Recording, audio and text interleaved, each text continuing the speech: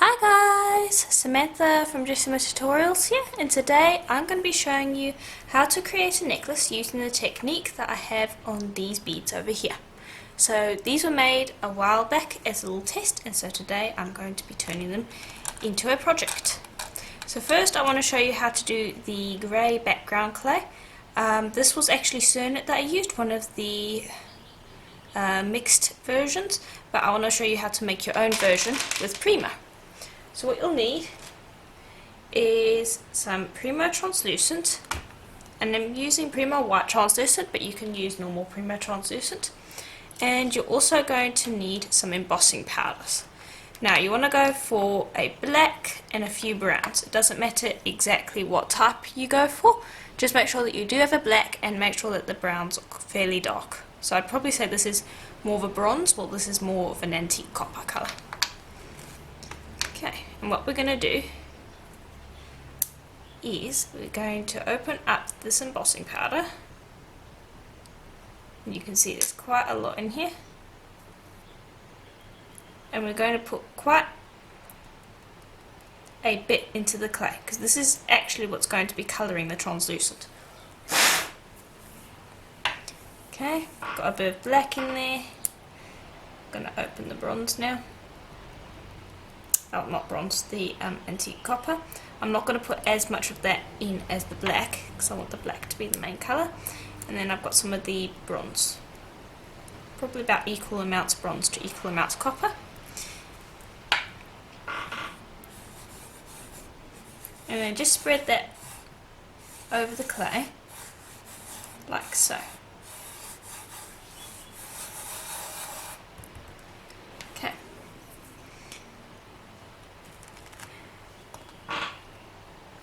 And then fold.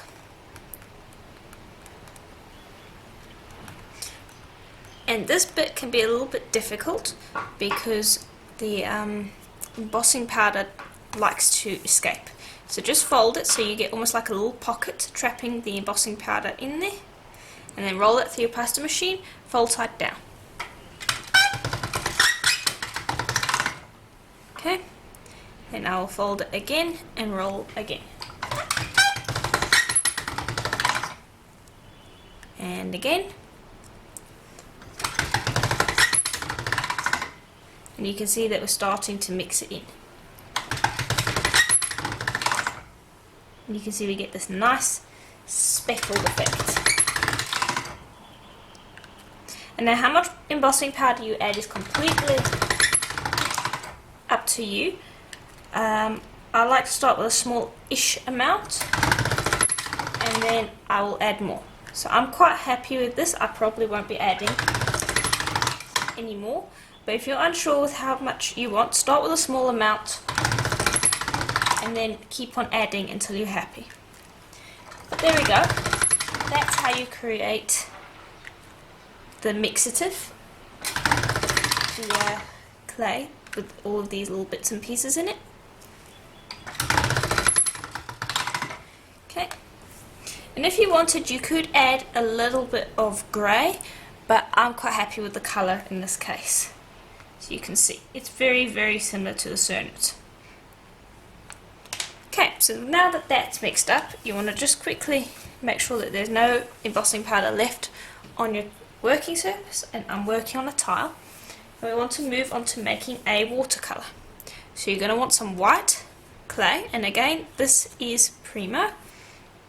And you're going to want some paint. Any paint will do, just make sure that it's in the greens or blues. And so I've got a few here, and these are all dazzling metallics. So I'll read out what the names are. We've got dark patina, crystal green, teal, and peacock pearl. Okay. And I've run this out on my thickest setting, which is about 4mm thick. And just quickly shake up your paints.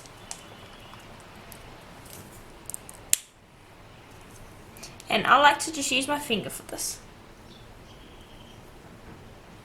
But if you don't like using your finger, you could always just use a brush. But I like to be a bit more hands-on.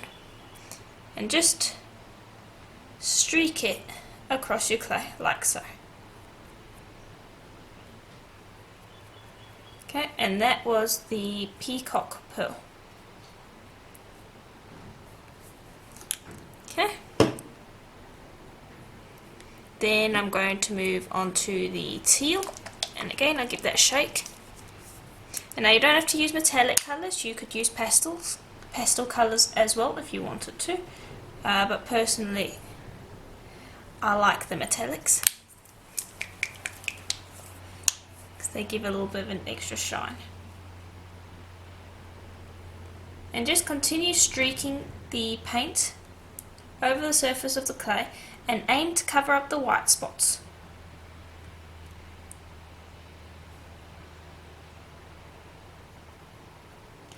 And just continue until you've got a nice solid layer of paint so that you can't really see the white anymore. So if you need to go over a few times with the colours, that's fine.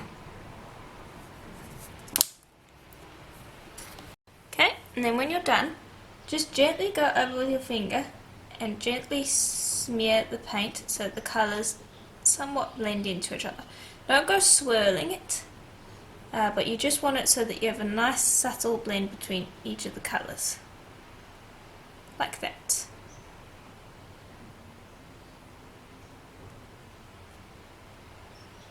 Okay, then we will allow that to dry, and if you're impatient you can use a hairdryer or a heat gun on a low setting to just quickly dry off the paint. Okay, so it has dried sufficiently. There shouldn't be any wet spots on it. Now you'll need a sheet of translucent Primo and on the thinnest setting of your pasta machine. And it needs to be as thin as you can get it. And now the reason we are putting this over the clay, you might be wondering why we're putting this over, because it is covering our nice mixed media and is making it look dull.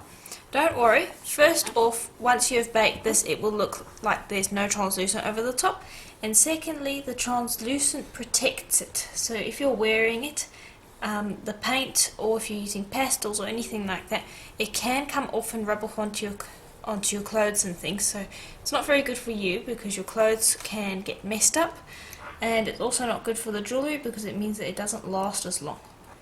So it's always good to put translucent over, and also if you wanted to sand your piece you wouldn't be able to because you'd sand the paint we've put on off, but because we're putting translucent over the top it protects the paint, and so you will be able to sand, which means that you'll be able to give a better finish to some projects. This project we're going to be leaving it matte to a certain degree because that's what I want for this project, but it's always good to put translucent over the top of your projects. Now for this one, oh, camera's out of focus, there we go. Now for this one, I've smoothed it out, got rid of most of the air bubbles. I now want to run it through my thickest setting again, and this will thin out the translucent. Now I'm going to run it through my fifth setting. My thickest setting is a 7. My next setting that I'm putting it through is a 5. And I'm going to run it through one more setting, which is my number 3. You can see the translucent is clearing up quite a bit. I'm going to run it through one more, which is my second thinnest, because we don't want it too thick for our beads. And it's also going to be stretching out the paint, which will make it a little bit lighter, which is nice. And that's why I said we need to cover it completely. But there we are, it's almost like the translucent wasn't there. Okay, so now we'll move on to the next step. So the next step is to take our clay that we have mixed up, and we're going to roll this through the pasta machine on my middle setting, just so we thin it out to about 2 millimeters thick. Okay. And I'm going to bring over a skewer. I'm just going to pop that there. in the middle.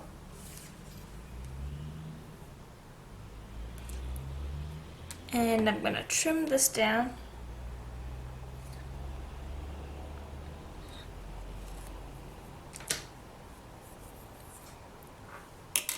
And I'll trim the sides because I want to wrap the skewer with this because I want to be making some Fiji beads.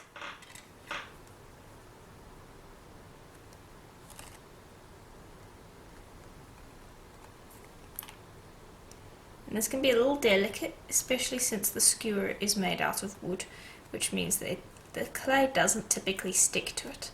And that is why I'm using a skewer as well, because we're going to be baking the clay on the skewer, and so I don't want it to stick. But you can see it doesn't like sticking at all, so it takes a little bit of work. But just roll it up around the skewer until you touch the other side, and then unroll it quickly.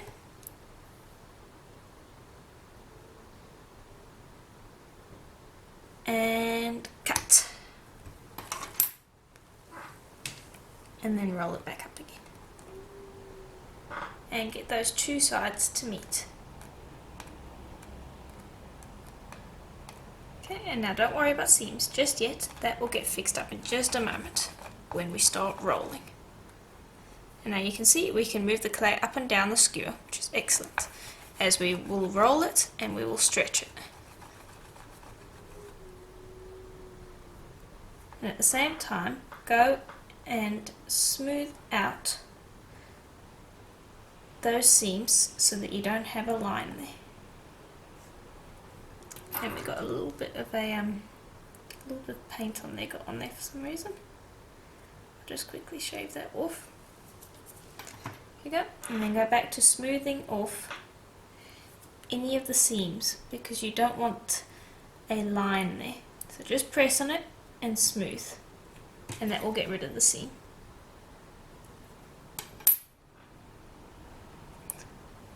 Okay. And just make sure you do that thoroughly.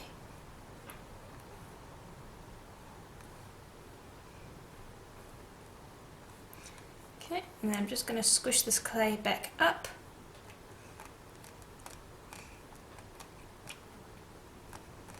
So that we make sure to get rid of that seam. There's another little bit there. Okay, and then we're going to stretch that along the skewer nice and evenly.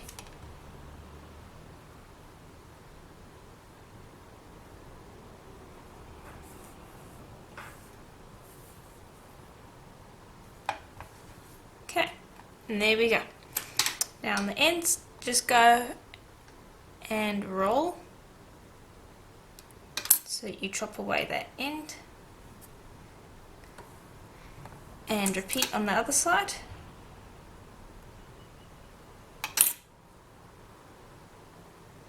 And then put that to the side because we will bake that in a minute. And we're going to need to make another one, so you'll need 2 skewers worth. So just go and make another one.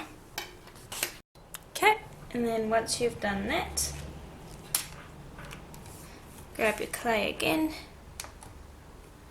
just quickly trim up the ends if you need to, and again you will need to wrap it on a skewer, but this time we are going to be making these, so I'll just quickly wrap it.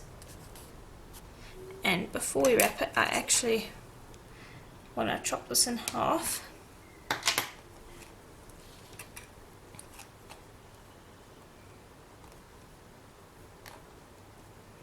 So you'll just quickly wrap that up,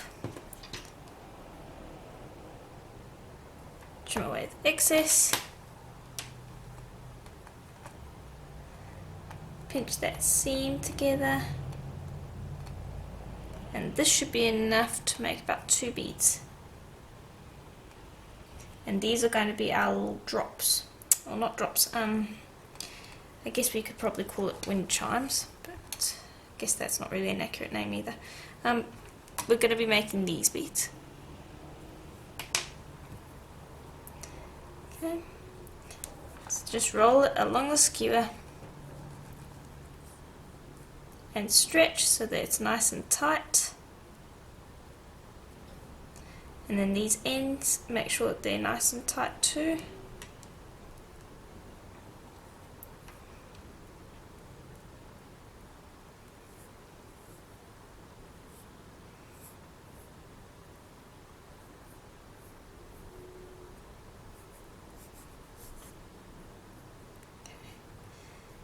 Just making sure that's all nice and even. Okay. Now you want to decide how long your bead is going to be, and then just trim it off. Like that. Okay. And this is going to be the end of our bead, and I like that it looks unneat. Okay, there's another one. And don't make them all the same size either. Now we're going to take this, and I might be able to get another 2 out of it. Might not, we'll see. But just roll the end again so that it gets all kind of messy and torn.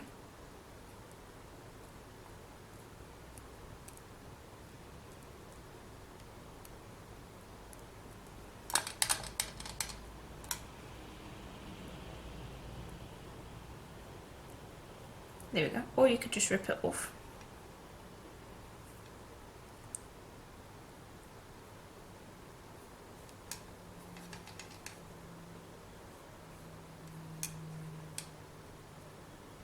Okay. And decide which end you like the best. Let's see. I'm trying to get this one to look nice. There we go. I like this end the best. So I'm gonna trim off. And let's see, is that long enough? It's a little bit long.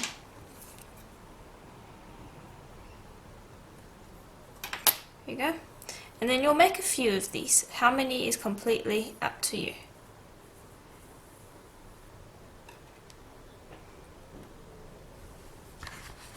Okay, so I've done a few of those beads. Now we are going to add the watercolor bit. And what you're going to do is you're going to have to rip up all of your watercolor. And this can be a little bit tedious. So find something to watch while you're doing it, or listen to some music or something. Just trim away the edge there so that you're left with only watercolor. You don't want any of this plain white left. And you want to rip it up into small little pieces. Probably around 2 to 3 millimeters wide. Okay, and so I'll get tearing, and the way you do that, it's really easy. And I find that it's helpful first to kind of rip a piece off first, like that, so it's nice and small, and then just rip small pieces off. And then as you're ripping these small pieces off, what you want to do is you want to take either your pieces that are on the skewer like this, and you want to just pop them on like so, and leave space so that you can see the undercolor. So leave about 1 millimeter between each of your pieces. Don't have to be exact, but definitely leave some space. And you'll just cover the entire piece like that. And then for your other beads, what you'll do is you'll just go and grab another skewer and feed them on so that they're nice and supported. The last thing you want is them collapsing. So just go and feed each of these onto a skewer like that, and then you'll also cover those in little bits of watercolor.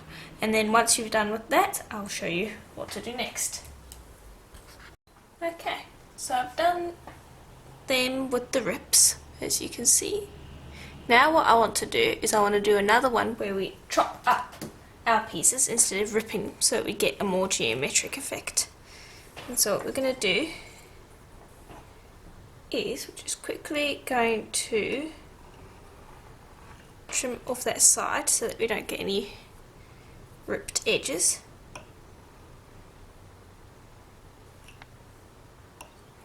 And then I'm going to use my craft blade to just make a squiggly line. We don't want it to be like completely square, we just want a straight edge rather than a ripped edge. Then just tap that down and just trim away this white bit on the edge here, and then just cut out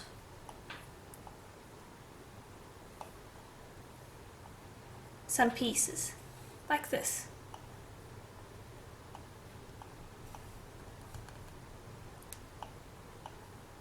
And it will give us a completely different look than the rips that we made. Okay. And as you can see, I've done a few already. And all you would do is basically the exact same as the rips. You just take your pieces and you stick them on. Now don't press too hard yet. Lay all of them on and then I'll show you how to nicely flatten these onto your piece.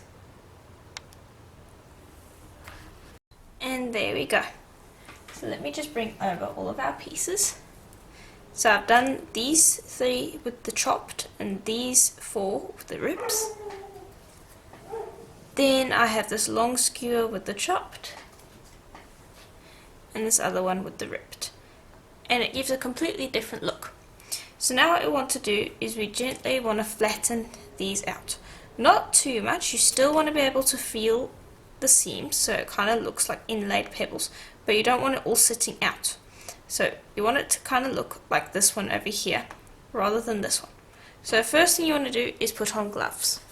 And the reason for this is because I don't want to leave fingerprints, because otherwise we will have to sand. So just go and gently smooth off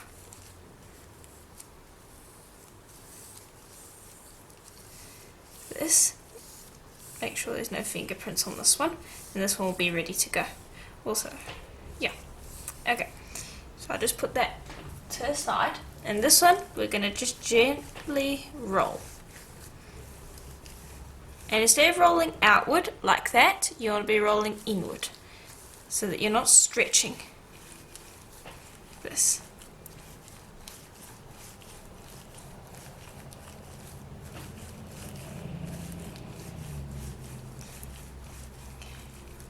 There we go. And that will flatten them out.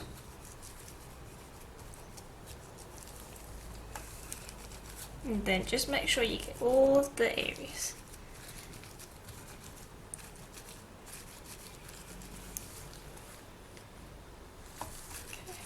And there we are.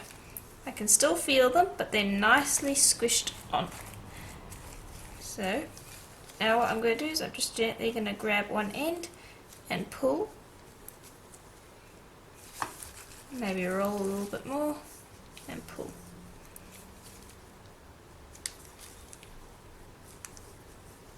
And there we go. And let me bring over the other one so you can see the difference in the markings. So if you like one over the other, then you can just use that, but I want to use both of them in the necklace for contrast. Okay, and that's what you would do with the long ones. You would also do that with the small ones. Just be careful not to stretch them.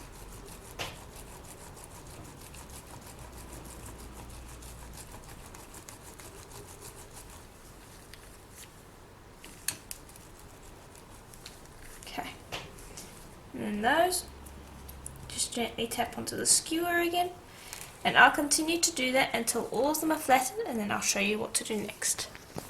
Okay, and there they are, they're all flattened out. So hopefully you can still see that there is texture on here, but it's nice and smooth and there aren't any fingerprints, which is important, because if we're going to leave it matte, we don't want fingerprints. So now just pop these off the side quickly and just grab some leftover clay or clay that you're not planning to use. So I've got some here. And what you want to do is you want to just break off a piece, and I'm still using gloves because I don't want to accidentally put any fingerprints on my pieces. And just roll it into a ball. And you're going to need another one about the same size.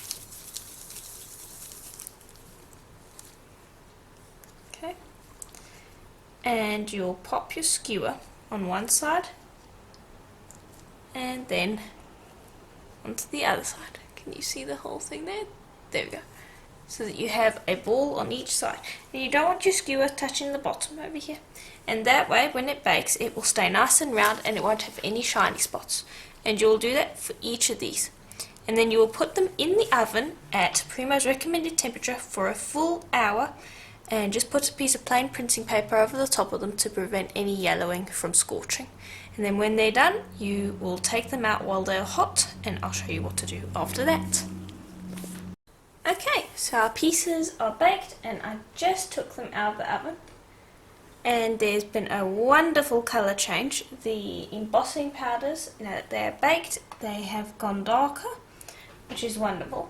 It can be a little bit of a downside though if you wanted a specific colour and you relied on the raw clay for that. So I advise doing a little test before baking, before doing your entire project, because if I bring over this, and this is a plain piece that I baked, you can see that it goes quite a bit darker. So I advise making your clay and then take your little piece, baking it, and then see if you like the colour before you actually make all of these. But I really like the colour. So as you can see, I have made a plain one of these because I wanted some plain pieces as well. Now these are still a little hot. They're not too hot, but they're hot enough that they're flexible. And so you want to use this time to gently pull it out. And do the same with all the others too.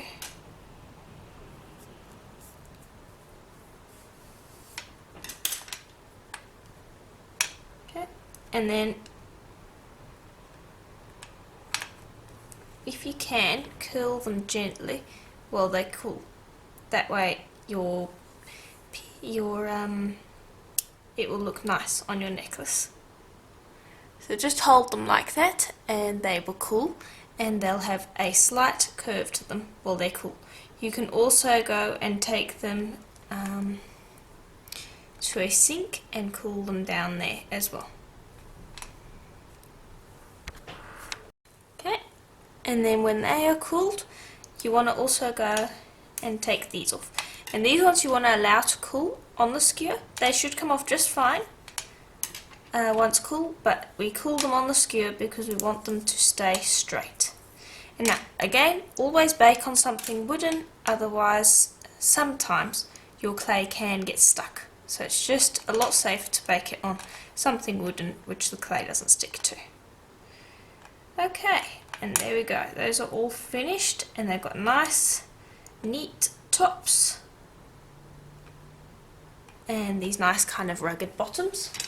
And then these, which I put in some water, have got a nice little curve to them as well.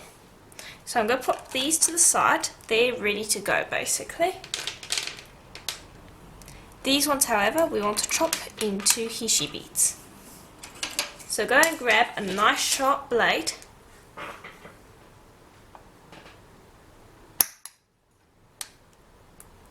and chop off the end. There we go. And now you want to go and pop this in the oven for a short amount of time so that it will warm up, because these can be a little hard to chop while they are cool. So I'll go pop these into the oven to warm up a little bit and then we can chop them. Okay, and now I have warmed this up in the oven, but it's going to cool down very quickly. So what you can do is you can also have a heat gun or a hairdryer, And just set that onto a low heat setting and just gently warm up your clay.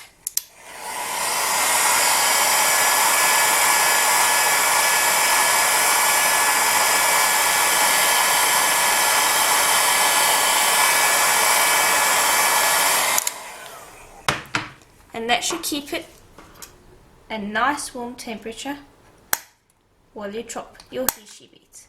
And your clay is going to cool down again, so you're going to need to warm it up periodically. You don't want to warm it up too much though, because then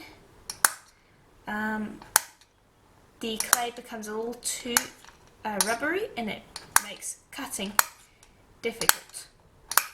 But you can see here, as I chop, it's chopping pretty easily. I'm going to need to warm it up in a minute, so I'm just chopping very fast. And you will do that with all of your sticks. But what you'll do is with each stick, you want to put that into a separate packet. You don't want to be going and mixing them up, because we want to keep these all separate. And when I've done that, we can just finish up a few things and start assembling our necklace. Okay, so the next thing to do is to take a drill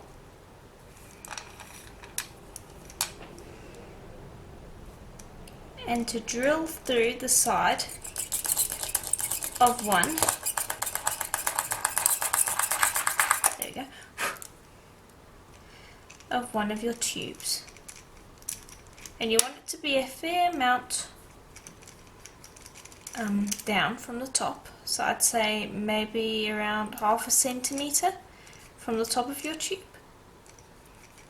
And you want it to be on the tidy end. The scruffy end needs to be pointing down. And you will do that for all of them.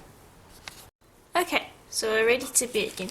And I've got all my Hishi beads nicely in packets separately. And one more thing that you're going to need, and this is completely optional, but I thought it made a nice contrast, are some little shell beads. And I'd advise using white because they're quite a strong contrast from the rather dark ones that we've used here.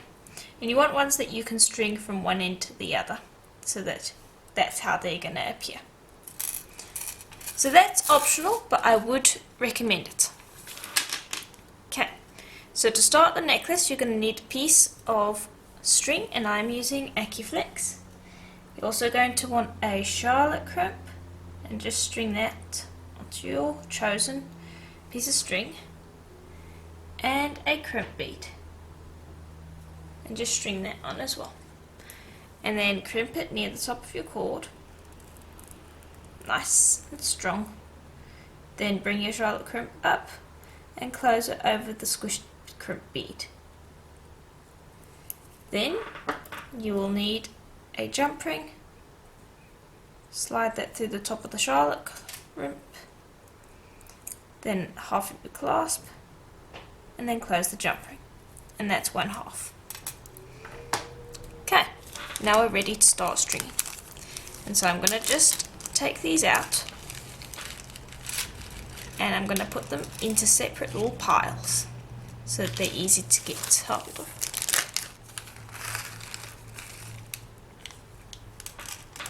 And now you can do this project in many different colours. I'm going for an ocean theme today, so that is why I've done it in these blue-green colours. But you could do it in any colour you want. I think purple would look quite nice, as well as a red and orange. But I'm going for an ocean theme. Okay, so I'm first going to string on a shell.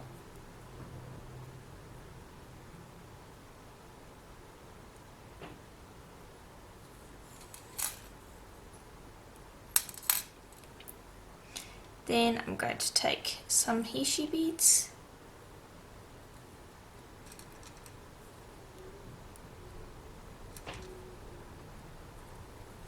and string them on. Then I'm going to take another shell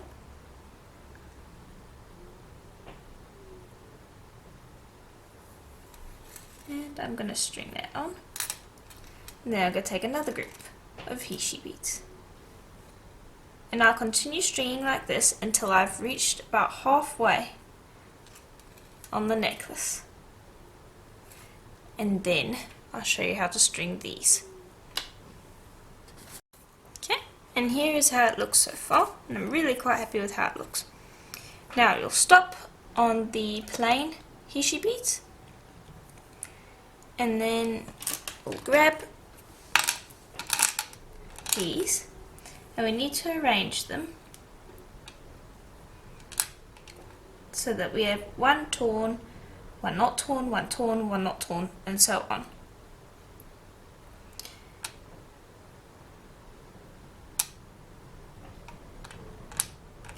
There we go.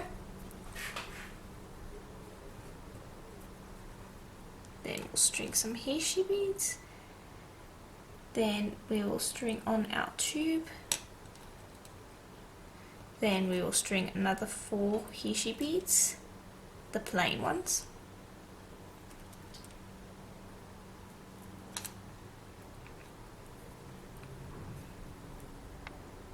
Then another tube,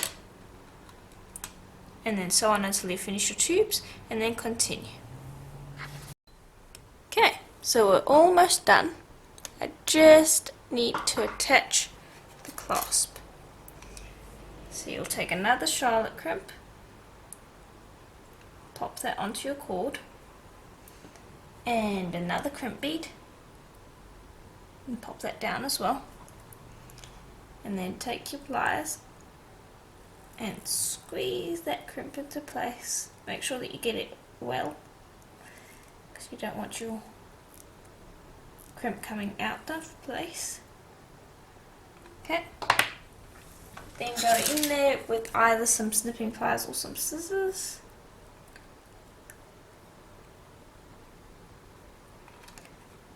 And snip away